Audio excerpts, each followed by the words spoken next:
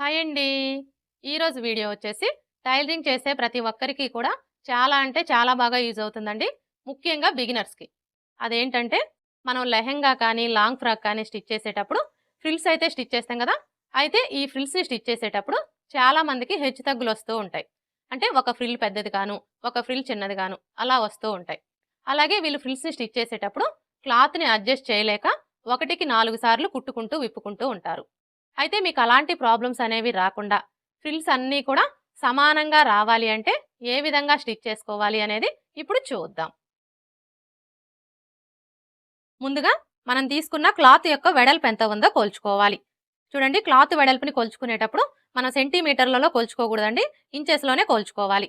ఎందుకంటే మనం మెజర్‌మెంట్స్ అన్నీ కూడా ఇంచెస్‌లోనే తీసుకుంటాం కాబట్టి క్లాత్‌ని కొలుచుకునేటప్పుడు కూడా ఇంచెస్‌లోనే కొలుచుకోవాలి.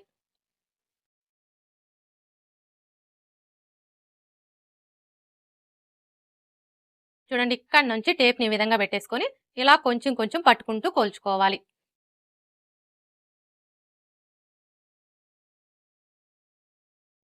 చూసారా? ఇక్కడికొచ్చేసరికి మనకి 60 ఇంచులైతే వచ్చింది గదా!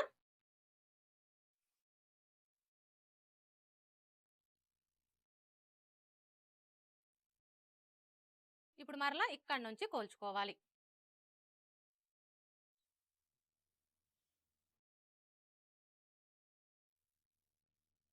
ఇక్కడికొచ్చేసరికి మరలా 60 ఇంచులైతే వచ్చింది కదా!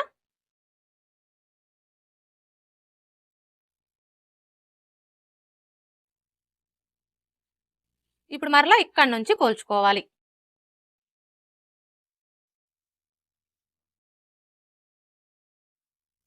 చూడండి, ఈ చివరకొచ్చేసరికి మనకి ఎన్ని ఇంచులొచ్చింది? 36 ఇంచులు.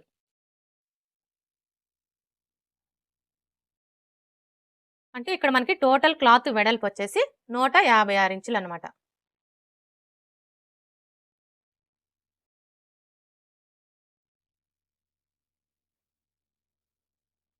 అర్థమైంది కదా! టోటల్ క్లాత్ వెడల్పొచ్చేసి 156 ఇంచులు. ఇప్పుడు ఈ 156 ఇంచుల్లో ఖర్చుల కోసం 2 ఇంచులు మైనస్ చేయాలి. అంటే మీరు ఖర్చుల కోసం ఎన్ని ఇంచులైతే తీసుకుంటారో అన్ని ఇంచెస్‌ని మైనస్ చేయండి. ఇక్కడ నేనైతే ఖర్చుల కోసం 2 ఇంచులు తీసుకుంటున్నానండి. 156 ఇంచుల్లో 2 ఇంచులు మైనస్ చేశాము అంటే మనకి ఎంత వస్తుంది? 154 ఇంచులు.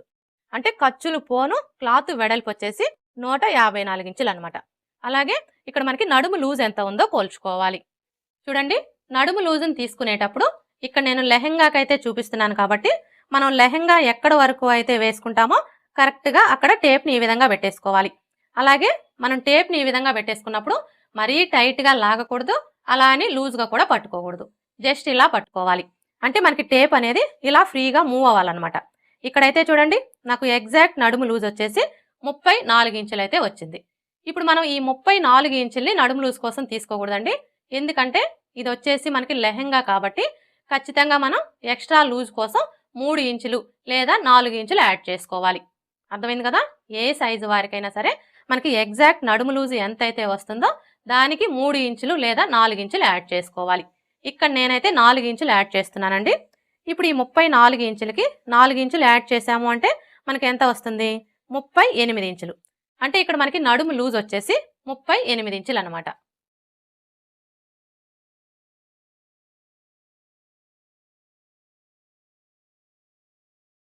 అర్థమైంది కదా! క్లాత్ వెడల్పు వచ్చేసి 154 ఇంచులు, అలాగే నడుము లూజ్ వచ్చేసి 38 ఇంచులు. ఇలా నోట్ చేసుకున్న తరువాత ఇక్కడ మనం ఫ్రిల్స్‌ని స్టిచ్ చేయాలి అంటే ఫస్ట్ మనం ఫ్రిల్ వెడల్పుని డిసైడ్ చేసుకోవాలి. అంటే 1/2 ఇంచీ ఫ్రిల్ కావాలా? 1 ఇంచీ ఫ్రిల్ కావాలా? 1 ½ ఇంచీ ఫ్రిల్ కావాలా? 2 ఇంచెస్ ఫ్రిల్ కావాలా? అనేది ఫస్ట్ మనం డిసైడ్ చేసుకోవాలి.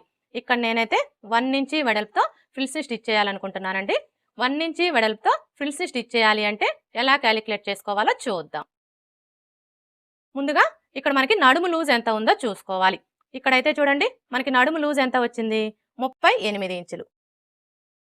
ఇప్పుడు ఈ 38 ఇంచుల్ని ఇక్కడ మనకి 1 ఇంచీ ఫ్రిల్ కావాలి కాబట్టి 1తో డివైడెడ్ బై చేయాలి. 38 డివైడెడ్ బై 1 చేస్తే మనకి ఎంత వచ్చింది? 38. ఇవి వచ్చేసి ఫ్రిల్స్ అనమాట. అర్థమైంది కదా! 1 ఇంచీ వెడల్పుతో ఫ్రిల్స్ కావాలి అంటే మొత్తం మనకి 38 ఫ్రిల్స్ అయితే వస్తాయి. అలాగే ఇక్కడ మనకి ఒక్కొక్క ఫ్రిల్కి ఎంత క్లాత్ పడుతుందో తెలుసుకోవాలి. ఒక్కొక్క ఫ్రిల్కి ఎంత క్లాత్ పడుతుందో తెలియాలి అంటే ఇక్కడ చూడండి, మనకి ఖర్చులు పోను క్లాత్ వెడల్పు ఎంత వచ్చింది, 154 ఇంచులు కదా. ఇప్పుడు ఈ 154 ఇంచుల్ని ఫ్రిల్స్తో డివైడెడ్ బై చేయాలి. ఇక్కడ మనకి మొత్తం ఎన్ని ఫ్రిల్స్ వచ్చాయి, 38 ఫ్రిల్స్ అయితే వచ్చాయి కదా. అంటే ఇప్పుడు మనం ఈ 154 ఇంచుల్ని 38తో డివైడెడ్ బై చేయాలి. 154 డివైడెడ్ బై 38 చేస్తే మనకి ఎంత వచ్చింది, 4.0. ఇప్పుడు ఈ వచ్చిన మెజర్మెంట్ని ఇక్కడ నోట్ చేసుకోవాలి. అంటే ఇప్పుడు మనకి ఇది వచ్చేసి ఒక్కొక్క ఫ్రిల్కి కావలసిన క్లాత్ వెడల్పు అనమాట. అర్థమైంది కదా. 1 ఇంచి వెడల్పుతో ఫ్రిల్స్ కావాలి అంటే ఎలా క్యాలిక్యులేట్ చేసుకోవాలో, ఇప్పుడు 1/2 ఇంచి వెడల్పుతో ఫ్రిల్స్ కావాలి అంటే ఎలా క్యాలిక్యులేట్ చేసుకోవాలో చూద్దాం.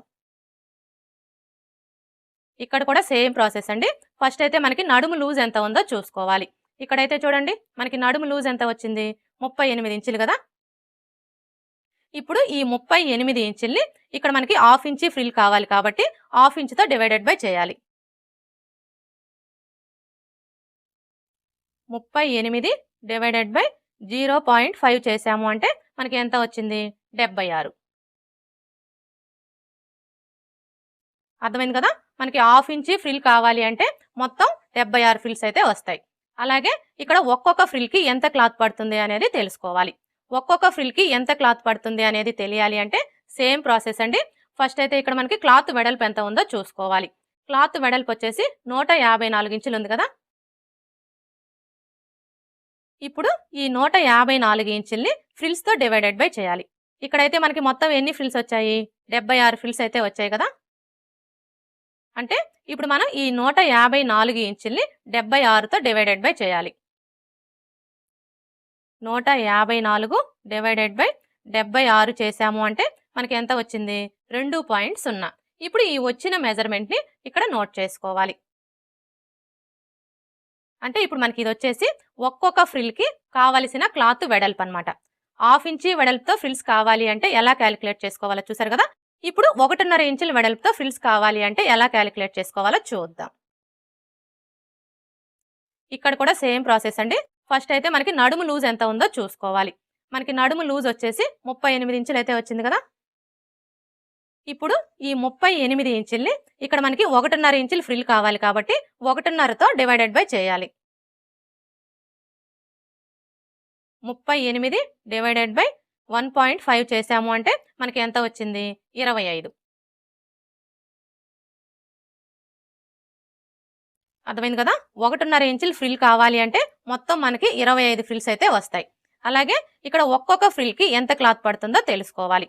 ఒక్కొక్క ఫ్రిల్కి ఎంత క్లాత్ పడుతుందో తెలియాలి అంటే సేమ్ ప్రాసెస్ అండి. ఫస్ట్ అయితే ఇక్కడ మనకి క్లాత్ వెడల్పు ఎంత ఉందో చూసుకోవాలి. క్లాత్ వెడల్పు వచ్చేసి 154 ఇంచులు కదా. ఇప్పుడు ఈ 154 ఇంచుల్ని ఫ్రిల్స్తో డివైడెడ్ బై చేయాలి. ఇక్కడ మనకి మొత్తం ఎన్ని ఫ్రిల్స్ వచ్చాయి, 25 ఫ్రిల్స్ అయితే వచ్చాయి కదా.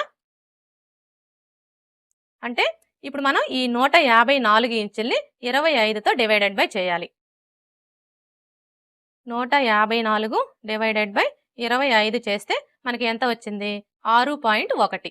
ఇప్పుడు ఈ వచ్చిన మెజర్మెంట్ని ఇక్కడ నోట్ చేసుకోవాలి. అంటే ఇప్పుడు మనకి ఇది వచ్చేసి ఒక్కొక్క ఫ్రిల్కి కావలసిన క్లాత్ వెడల్పు అనమాట. 1.5 ఇంచుల వెడల్పుతో ఫ్రిల్స్ కావాలి అంటే ఎలా క్యాలిక్యులేట్ చేసుకోవాలో చూసారు కదా. ఇప్పుడు 2 ఇంచుల వెడల్పుతో ఫ్రిల్స్ కావాలి అంటే ఎలా క్యాలిక్యులేట్ చేసుకోవాలో చూద్దాం. ఇక్కడ కూడా సేమ్ ప్రాసెస్ అండి. ఫస్ట్ అయితే మనకి నడుము లూజ్ ఎంత ఉందో చూసుకోవాలి. మనకి నడుము లూజ్ ఎంత ఉంది, 38 ఇంచులు కదా.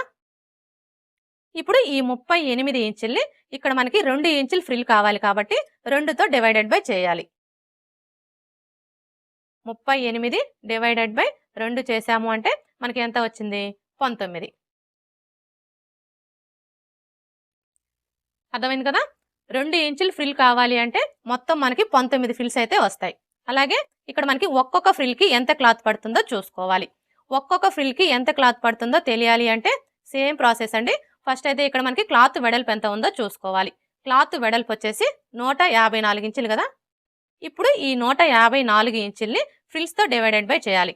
ఇక్కడ మనకి మొత్తం ఎన్ని ఫ్రిల్స్ వచ్చాయి, 19 ఫ్రిల్స్ అయితే వచ్చాయి కదా. అంటే ఇప్పుడు మనం ఈ 154 ఇంచుల్ని 19తో డివైడెడ్ బై చేయాలి. 154 డివైడెడ్ బై 19 చేస్తే మనకి ఎంత వచ్చింది? 8.1. ఇప్పుడు ఈ వచ్చిన మెజర్మెంట్ని ఇక్కడ నోట్ చేసుకోవాలి. అంటే ఇప్పుడు మనకి ఇది వచ్చేసి ఒక్కొక్క ఫ్రిల్కి కావలసిన క్లాత్ వెడల్పు అనమాట. అర్థమైంది కదా? మనం లెహంగాకైనా లాంగ్ ఫ్రాక్ అయినా ఫ్రిల్స్ని స్టిచ్ చేసేటప్పుడు మనం తీసుకునే ఫ్రిల్ వెడల్పుని బట్టి ఎలా క్యాలిక్యులేట్ చేసుకోవాలి అనేది చాలా సింపుల్ అండి. ఈ విధంగా క్యాలిక్యులేట్ చేసుకున్నాము అంటే ఫ్రిల్స్ని ఈజీగా స్టిచ్ చేసుకోవచ్చు. ఇప్పుడైతే ఫ్రిల్స్ ఎలా స్టిచ్ చేసుకోవాలో చూద్దాం. చూడండి, ఫ్రిల్స్ని స్టిచ్ చేసేటప్పుడు క్లాత్కి right side wrong side check చేసుకొని రైట్ సైడ్ వచ్చేసి పై వైపున కుండలాగా పెట్టేసుకోవాలి. ఇలా పెట్టేసుకున్న తర్వాత ఇప్పుడు ఇక్కడ నుంచి టేప్ని ఈ విధంగా పెట్టేసుకొని ఖర్చు కోసం 1 ఇంచ్ దగ్గరకు ఒక మార్క్ చేసుకోవాలి. అంటే ఇక్కడ చూడండి, మనం టోటల్ క్లాత్ వెడల్పులో నుంచి ఖర్చుల కోసం 2 ఇంచులు అయితే తీసుకున్నాం కదా. ఇప్పుడు ఈ 2 ఇంచుల్ని క్లాత్కి 2 వైపులా మార్క్ చేసుకోవాలి. అంటే ఒక వైపున 1 ఇంచి ఇంకొక వైపున 1 ఇంచి ఉండేలాగా మార్క్ చేసుకోవాలి. ఇలా మార్క్ చేసుకున్న తర్వాత ఇప్పుడు ఒక్కొక్క ఫ్రిల్కి కావలసిన క్లాత్ వెడల్పుని మార్క్ చేసుకోవాలి. ఇక్కడైతే నేను 1 ఇంచి వెడల్పుతో ఫ్రిల్స్ని స్టిచ్ చేస్తున్నానండి. 1 ఇంచి వెడల్పుతో ఫ్రిల్స్ని స్టిచ్ చేయాలి అంటే ఇక్కడ చూడండి, మనకి క్లాత్ వెడల్పు ఎంత వచ్చింది? 4 ఇంచులు కదా. ఇప్పుడు ఈ 4 ఇంచుల్ని ఇక్కడ మనం ఖర్చు కోసం 1 ఇంచ్కి మార్క్ చేసుకున్నాం కదా, ఈ 1 ఇంచి వదిలేసి ఇక్కడ నుంచి ఇలా మార్క్ చేసుకోవాలి.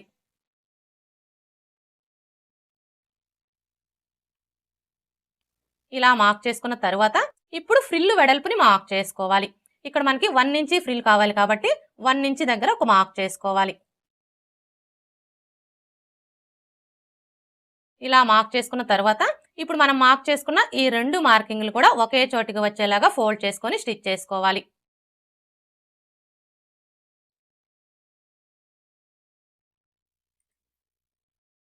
అర్థమైంది కదా? ఈ విధంగా స్టిచ్ చేసుకున్నాము అంటే మనకి 1 ఇంచి ఫ్రిల్ అయితే రెడీ అవుతుంది. మిగిలిన 3 ఇంచుల క్లాత్ వచ్చేసి లోపల వైపుకి ఫోల్డ్ అయిపోతుంది అనమాట. ఇప్పుడు మరలా ఇక్కడ నుంచి టేప్ని ఈ విధంగా పెట్టేసుకొని 4 ఇంచుల దగ్గరకు ఒక మార్క్ చేసుకోవాలి. ఇలా మార్క్ చేసుకున్న తర్వాత ఇప్పుడు ఫ్రిల్ వెడల్పుని మార్క్ చేసుకోవాలి. ఇలా మార్క్ చేసుకున్న తర్వాత ఇప్పుడు మనం మార్క్ చేసుకున్న ఈ 2 మార్కింగ్లు కూడా ఒకే చోటికి వచ్చేలాగా ఫోల్డ్ చేసుకొని స్టిచ్ చేసుకోవాలి. చూసారా, కరెక్ట్గా ఈ 2 మార్కింగ్లు కూడా ఇలా ఒకే చోటికి వచ్చేలాగా ఫోల్డ్ చేసుకొని స్టిచ్ చేసుకోవాలి. ఇలా స్టిచ్ చేసుకున్నాము అంటే మనకి 1 ఇంచి ఫ్రిల్ అయితే రెడీ అవుతుంది. మిగిలిన 3 ఇంచుల క్లాత్ వచ్చేసి లోపలికి ఫోల్డ్ అయిపోతుంది అనమాట. ఇదే విధంగా చివరి వరకు కూడా స్టిచ్ చేసుకోవాలి.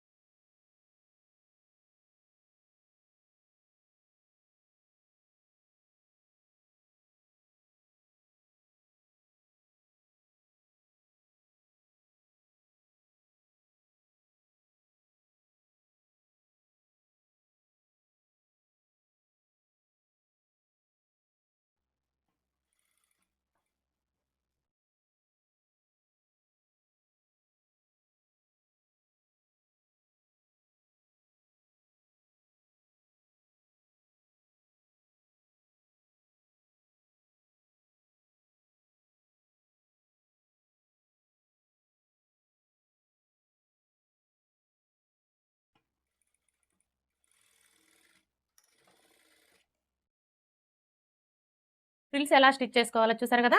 ఇలా స్టిచ్ చేసుకున్న తర్వాత మీకు వీలైతే ఒకసారి ఐరన్ చేసుకోండి.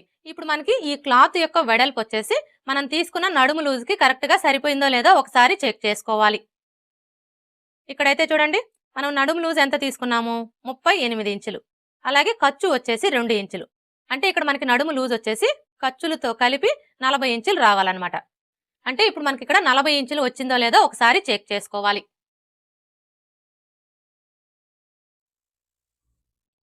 చూసారా, 40 ఇంచులు కరెక్ట్గా సరిపోయింది. ఓకే ఫ్రెండ్స్, చూసారు కదా, లెహెంగా కానీ లాంగ్ ఫ్రాక్ కానీ స్టిచ్ చేసేటప్పుడు ఈ ఫ్రిల్స్ అనేవి హెచ్చు తగ్గులు రాకుండా ఈ విధంగా ఒకే వెడల్పుతో సమానంగా రావాలి అంటే ఎలా క్యాలిక్యులేట్ చేసుకొని స్టిచ్ చేసుకోవాలి అనేది ఈ వీడియో కనుక మీకు నచ్చినట్లయితే లైక్ చేయండి, షేర్ చేయండి, అలాగే సబ్స్క్రైబ్ చేసుకోండి. Thanks for watching.